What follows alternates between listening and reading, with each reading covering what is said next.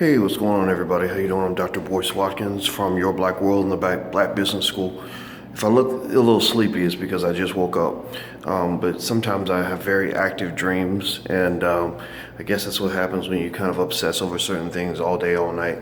You know, I love what I do, and so every day I'm always thinking about how to do it better. I'm in Houston right now, and I'm at the Financial Juneteenth Film and Entertainment Festival, and we finished day one. We saw Hidden Colors yesterday, which was awesome. Had a great discussion afterward. Talked about the movie behind the scenes, as well as how to move forward as a community. Very lively discussion. Earlier in the day, we did a lecture on how to start an online business. Today is Saturday. We're going to actually do another screening of Hidden Colors and have another great discussion. But this time we're going to talk about supporting black banks, supporting black businesses, supporting your black community when it comes to when it comes to buying from each other, building each other, supporting each other, investing in each other. That's going to be awesome. Tomorrow we've got two more major events. We're going to show the film Resurrecting Black Wall Street, the blueprint, and talk about that. Every movie I show, we're always going to have a discussion because there's always a learning point. Also, anybody who registers for the conference is actually given a free class in the Black Business School, which connects you to a lot of extra material that supplements your learning. So if you're in Houston, I think you should come out. If you're in another city, I suggest you come out when we come to your city. I'm also going to look into, there's a company that reached out that wants to actually live stream some of this. So for a small fee, I'm going to make it available for anybody that wants to chime in from around the world, because I realize that we need to make the technology go to the next level so we can get this out for everybody who wants to be there. But anyway, last night I had a dream about when I was back on what I call the academic plantation. You hear me talk about the corporate plantation a lot, but I don't really talk much about the academic plantation.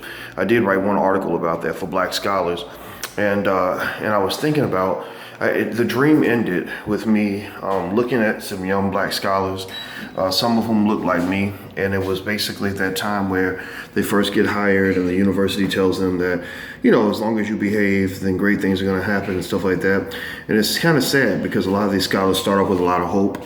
They start off like people on the corporate plantation. They really believe that if I do X, Y, Z the right way, then the wonderful things are going to occur. I'm going to get these promotions and raises and all that. And some people get that stuff from me. I really believe that some fields, like maybe Africana studies, that does actually happen. I believe that in universities, they kind of ghettoize black professors a lot of times. So for example, if you're in the African American studies, I think your chances of getting promoted are much higher than if you're in, say, the field like I was in like finance or business or in engineering or something like that. I think when you get into those predominantly white fields, predominantly Asian, predominantly Indian, it becomes a whole different equation. It becomes real interesting. And so what's really sad to me is that this is part of what I call the brain drain of black thinkers. You have some of our very best black scholars that get sucked up by these universities with these paychecks, and in exchange for your chance to get tenure, you're told to sort of be quiet, sit there, shut up, Negro, and don't get out of pocket, or you will really get in a lot of trouble for political reasons. Not because what you're saying is wrong, not because you're a bad person, not because you're not doing your job, but because we don't really give a shit about black people, and we don't really want to hear you talking about Black Lives Matter and police brutality and all the things happening in your community, even though people are dying because of these things. And I think that what we run into is that these are our very best and brightest. They get silenced because they're waiting for this carrot and this tiny paycheck. The paychecks ain't that big. My field, I was the highest paid assistant or associate professor on campus the day I got hired at Syracuse. And even then, the amount of money I was making really wasn't worth it to me in exchange for the fact that they were asking to buy my soul. Nothing's worth purchasing your soul. And many academicians, unfortunately, the reason that you don't have a lot of scholars from academia doing what I do, doing what I did when I was at Syracuse, is because they scared, and maybe for good reason, I think that, nobody really wants to lose their job, I guess, if you feel like you need it. But but the best thing I ever did was I told myself a long time ago, I said, I ain't sitting around go sit here and cooning for you and being quiet for you just so you can give me a damn lifelong paycheck, just so you can give me this promotion that I'll probably never get.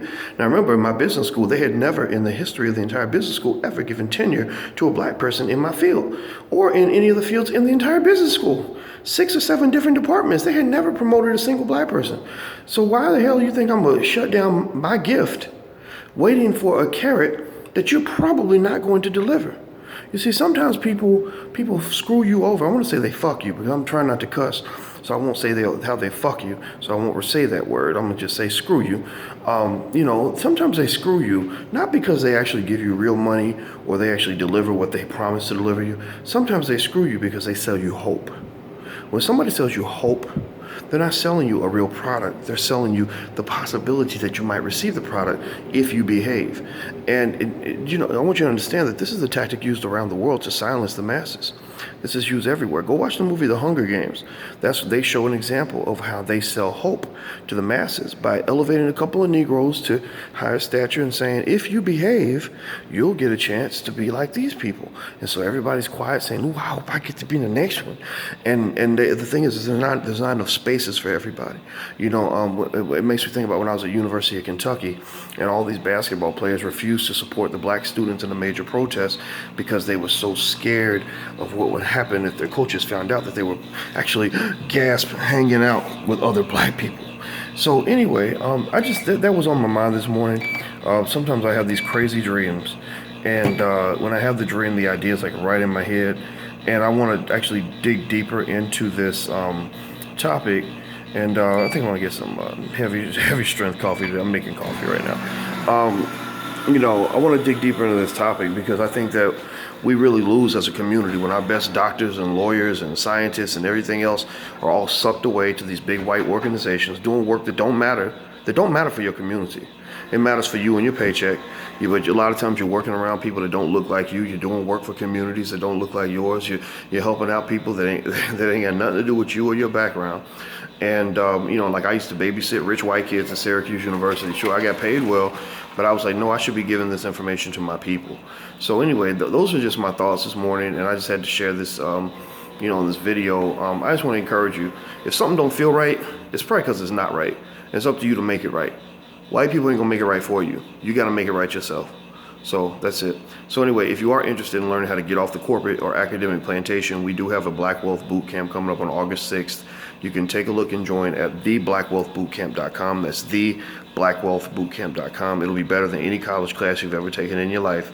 And if it's not, we have a 14-day, 100% money-back guarantee. Also, if you happen to live in Houston, you can go to drboycehouston.com to find out more how to buy tickets, drboycehouston.com. The film festival is going really well, so I think I'm going to take it to some different cities.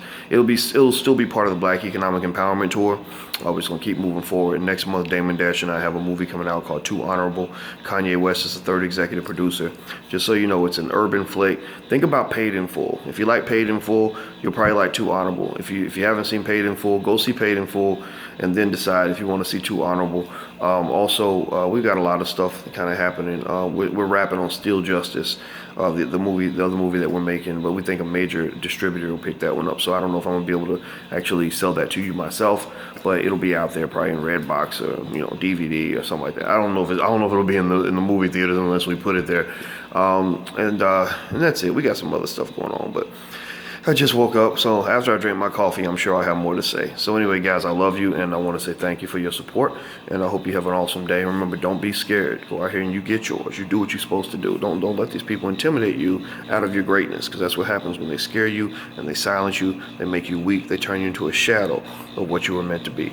Be the whole, be greater than the shadow. Don't just be the spook that sat by the door. Be the black man or black woman who rose up and showed people what they actually had. Take your talents to the world. Talk to you guys soon. Peace.